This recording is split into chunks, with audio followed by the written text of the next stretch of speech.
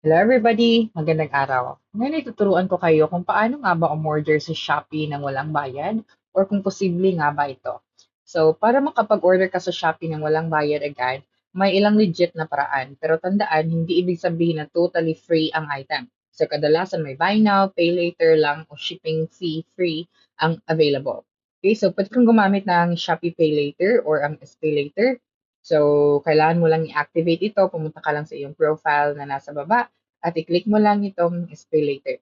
Okay, pagkatapos niyan ay kailangan mo lang i-click ang Activate Now option at i-fill out mo lang lahat ng kailangan i-fill out para ma-verify mo ang iyong Shopee account para sa Pay Later.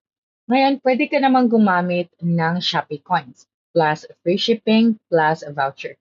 So, para makakuha ka ng Shopee Coins, pumunta ulit ka lang dito sa iyong profile at i-click mo ang Coins option.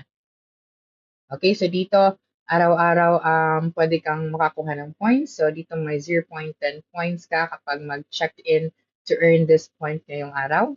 Okay, so ang gagawin mo lang kapag may malaking Shopee coins ka, may free shipping voucher ka, at may seller voucher or platform voucher ka, pero bihira na talagang zero balance. So kadalasan, may maliit na babayaran gaya ng 1 to 20 pesos dito sa Shopee.